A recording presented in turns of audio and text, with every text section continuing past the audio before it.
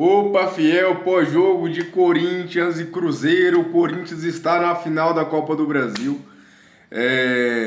Antes de falar desse jogo, quero pedir para que você deixe o like, se inscreva no canal, dessa moral pro corintiano que ama o clube, corintiano que está muito feliz, assim como vocês estão. Fiel,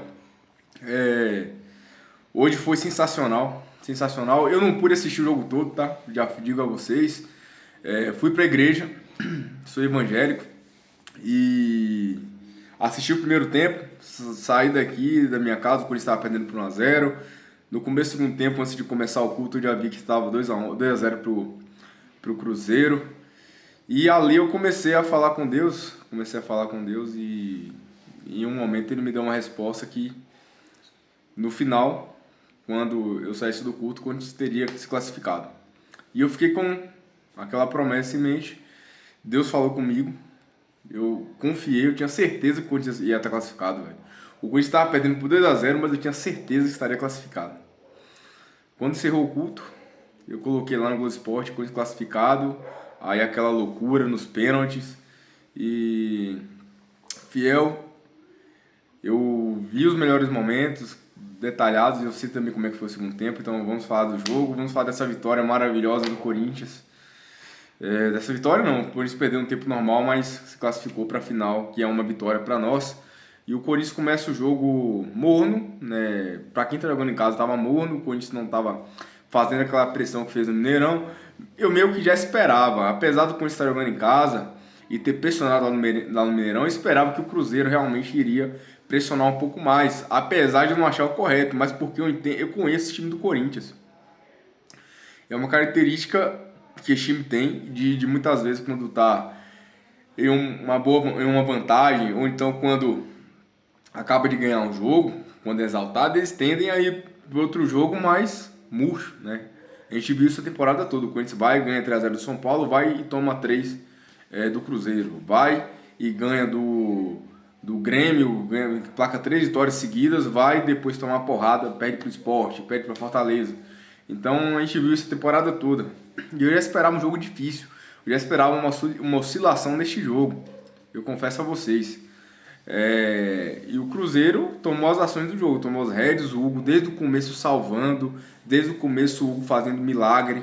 Naquela voleio do Matheus Pereira fez um milagre, o Hugo não tem outra, foi uma defesa sensacional, fez outra boa defesa. Só que aí, água mole e pedra dura, tanto bate até que fura, quem merece, consegue. E o Cruzeiro estava merecendo, fez o gol. O Cruzeiro fazer o gol no primeiro tempo foi um negócio natural pelo que vinha apresentando o Cruzeiro e pelo que vinha apresentando o Corinthians. O Corinthians ficou apático e o Cruzeiro pressionando. Até que saiu o gol dos caras. Ali quando saiu o gol, eu pensei, velho, a gente não tem banco. O Corinthians, a gente viu a temporada toda ganhar um jogo e ser exaltado e oscilar no outro. Eu falei, agora complicou. E os caras continuaram pressionando. Eu falei, se sair com 1-1 no primeiro tempo, dá pra chegar no intervalo, puxar a orelha dos caras, sei lá, fazer alguma coisa e tentar competir. E tentar aí permanecer. Só que como eu falei, quando eu cheguei lá no culto, peguei, abri o Globo Esporte e já tava 2-0 pro Cruzeiro, o gol do Arroio. Aí eu falei, cara, pra mim ali quando fiz 2-0, eu falei, agora já era. Porque eu acho que esse time do Corinthians não tem força pra reagir pela característica dos jogadores e pelo que vem apresentando na temporada, pela oscilação. Mas, igual eu falei, quem tem sua religião, quem não tem, quem crê em Deus, quem não crê, Deus falou comigo. Até comentei com a minha esposa na hora, que estava do meu lado. E eu tinha certeza que o Corinthians estaria classificado para a final quando eu saísse do culto. Eu tinha essa certeza. Mesmo estando na maior adversidade que o time estava naquele momento, perdendo por 2-0, com tudo contra, porque mesmo que você tenha em casa, você toma 2-0, o frisson vai pro time que está ali jogando melhor. Mas eu vi que a partir do gol do Cruzeiro, o Corinthians amassou. O Corinthians meteu bola na trave, 2 bolas na trave, o Corinthians teve mais chance, o Corinthians pressionou o Cruzeiro, fez o gol com o Bidu, continuou pressionando, continuou botando bola na trave. E merecia até, pelo que eu vi, tá? Merecia até sair com os 2-2 e levar fora das penalidades. Só que aí, gente, eu tenho que falar sobre o Yuri Alberto, tá? O Yuri Alberto, ele é um cara que não faz um pivô. O Yuri Alberto não sabe driblar. O Yuri Alberto, a bola chega nele, ele não sabe se é aquele cara que a bola chegou, ele vai e faz o gol e salva o Corinthians. Ele tem que perder 50 mil chances. Ele furou, velho. Numa semifinal de Copa do Brasil, a bola dentro da área, o cara vai chutar, o cara fura. Então, assim, vai pro pênalti, vai bater o primeiro pênalti, o cara vai e perde o pênalti. Ah, normal perder pênalti, normal, mas a gente tem um camisa 9 que no tempo normal, nos 2 jogos, não fez nada. Absolutamente nada. No mata-mata, em 2 jogos, não fez nada. Que queime a minha língua, que na final faça o gol, dê o título pra gente. Mas a verdade é que ele é um cara fraco. O Roberto não é aquele cara pra decidir finais, tá? Porque queime minha língua, eu quero que ele queime minha língua, eu quero que ele faça 2, 3 gols na final, mas o cara numa semifinal ele não apareceu, ele não fez igual o Depay, não chamou a responsa, tá? Essa é a minha opinião, tá? E ainda vai e perde um pênalti. Aí começa as alternadas, um faz, o outro faz, um faz, outro faz, um faz, outro faz. Daí chega o Gabigol, ironia do destino, o cara que negou o Corinthians com o maluco do Augusto Melo queria pagar um caminhão de dinheiro para ele negou o Corinthians, foi pro Cruzeiro, né, esnobou o Corinthians e, né, o palhaço foi lá, bateu o pênalti com paradinha, o Hugo Souza pegou. O Hugo Souza, cara, que... Velho, se o Corinthians ganhar esse título da Copa do Brasil, ele já é ídolo do Corinthians. Minha opinião. Pelo que ele fez no Paulista, pela quantidade de jogos que ele decidiu pro Corinthians, pegando pênalti, fazendo defesas absurdas.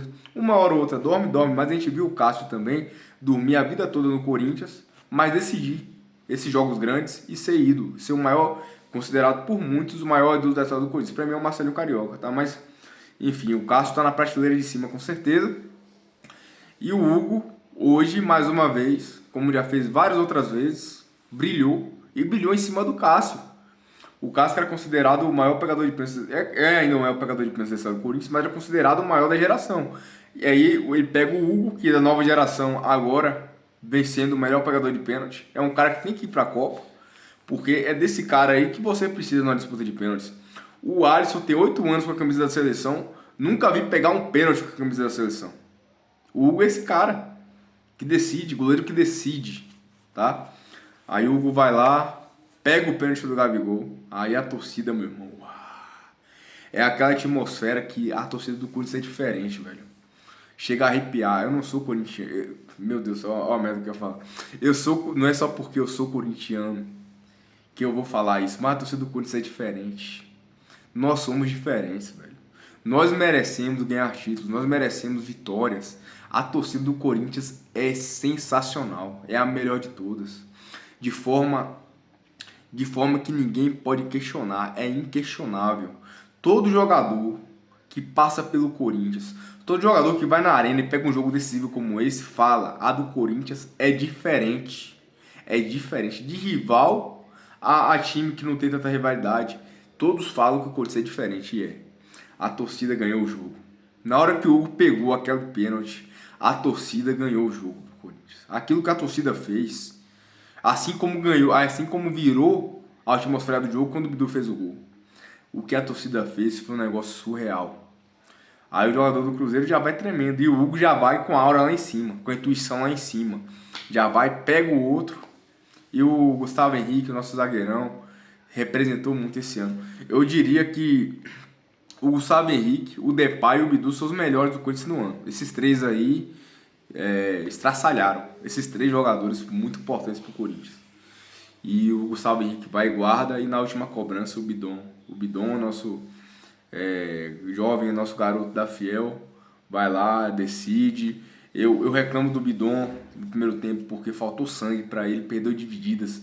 No Corinthians, igual eu falei, o Corinthians já deixou de ser aquele time que é o time da raça, isso, aquilo, porque há muito tempo o Corinthians tem vários jogadores que não representam o estilo de jogo do Corinthians. O Corinthians hoje no primeiro tempo perdeu o primeiro tempo porque perdeu dividida, perdeu muita dividida, e o Bidon perdeu umas 3 ou 4. Quem perde dividida perde jogo, perde título. E com o Corinthians isso faz mais diferença ainda, tá? Essa é a minha crítica ao Bidu, apesar dele fazer o gol aí que deu a classificação nos pênaltis, né, que consagrou a classificação, mas, repito a falar, falta um pouco de sangue às vezes pro menino. Fiel, estou muito feliz. Nós merecemos, fiel. Nós merecemos muito isso. Comente o que você achou, se inscreva no canal, dá um like, compartilha e vai Corinthians!